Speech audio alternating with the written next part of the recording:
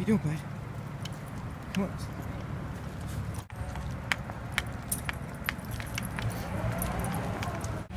Oof.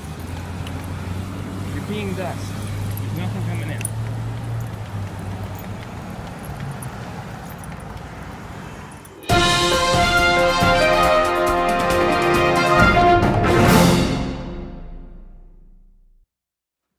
Hey guys, I just wanted to tell you an interesting story about a conversation I had last night. Come on up, Toby.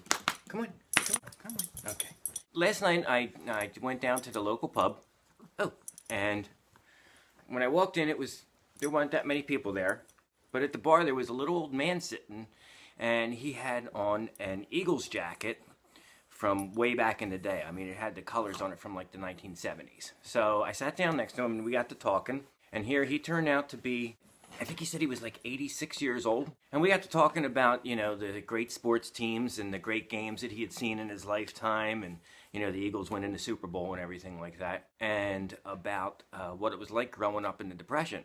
And he told me that when he was in school, they had some guest speakers come in who were actually Civil War veterans. There were a lot of Civil War vets that were still alive up until, I think like the 1940s. So I just was thinking that, I was actually talking to a guy who talked to a guy who was in the Civil War. And this is 2018. Like, how wild is that? See, we're really connected to history. And the more you think about it, the more interesting it becomes. It just blew my mind that I was talking to a guy who spoke to somebody who actually remembered what it was like when Lincoln was president. How cool is that?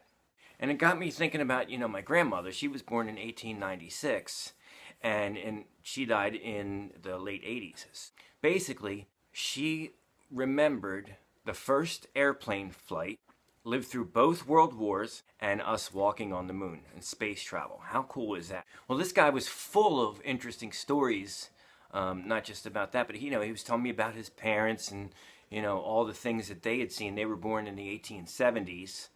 It was just amazing to think that I was talking to somebody who heard firsthand some of the things that you just read about in the history books. It got me thinking that if he talked to somebody who was in the Civil War and remembered the Civil War and all that, that guy, the Civil War vet, might have known somebody who remembered Washington or the War of 1812. I mean, we're only really like 2 or 3 people removed from some of the greatest moments in history. Poor Toby. What's your man? Look at him. You bored? Did you have a fun day today? Yes, you did. So if your grandparents are getting up there in years, like people are living to be well over 100 these days, just imagine not only the things they saw, but when they were younger, the people they talked to and the history that they witnessed. It's really something to think about. I just wanted to share with you this conversation I had with this guy. I mean, he was telling me that when he was in school and the Civil War vet was giving the speech, all the stories that he told, the stuff that this guy remembered about Lincoln and his assassination and, all the presidents and all the historical things that happened in his lifetime. It's really amazing. So old people are a pretty good resource. You'd be amazed at the interesting things they have to say if you just take a moment to listen. And if you're lucky enough to have grandparents who are still alive, please take a moment and just ask them questions. Show an interest, and you'll be surprised at the stories that they'll tell you and the things that they have witnessed and seen and that their parents have witnessed and seen. Imagine how far we've come as a people, and I mean the entire world, in such a short amount of time. I mean, in one person's lifetime, you figure they lived through the invention of the airplane all the way to the space shuttle. It's just, things like that just really blow my mind. If you do have any cool stories from, speaking to relatives or friends or neighbors that are, 80, 90, or 100, just leave it in the comments section below, and I'd love to read about it, So let's do some mathematics. If it's now 2018, and you talk to somebody who is, say, 100 years old. For example, I do a lot of shows in nursing homes, and, a lot of the residents are over 100. So let's say you talk to somebody who was born in 1918. When they were 10 in 1928, if they talked to somebody who was 100, that person was born in 1828.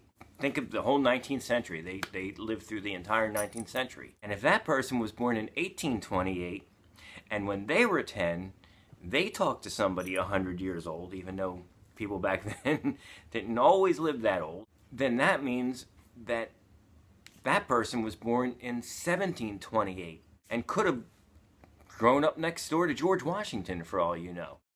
So that means that you're only 3 people removed from speaking to somebody who spoke to somebody who knew George Washington. Now, it's a bit of a stretch, but it's still pretty cool to think about.